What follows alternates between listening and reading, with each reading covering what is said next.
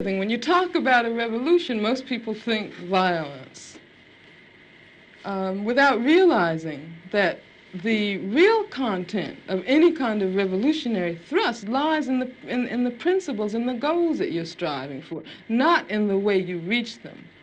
On the other hand, because of the way this society is organized, because of the violence that exists on the surface everywhere, you have to expect that there are going to be such explosions. You have to expect things like that as reactions.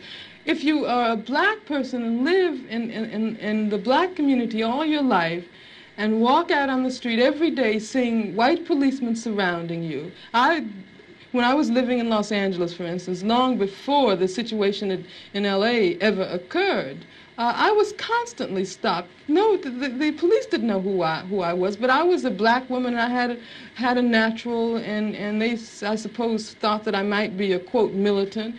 And when you live under a situation like that constantly, and then you ask me, whether I approve of violence.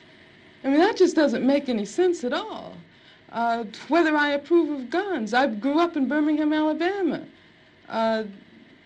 Some very, very good friends of mine were killed by bombs that were planted by racists.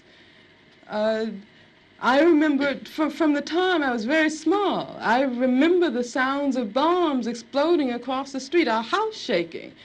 I remember my father having to have guns at his disposal at all times because of the fact that at any moment we might expect to be attacked. I mean, that's why when someone asks me about violence, I just find it incredible. Because what it means is that the person who's asking that question has absolutely no idea what black people have gone through, what black people have experienced in this country since the time the first black person was kidnapped from the shores of Africa.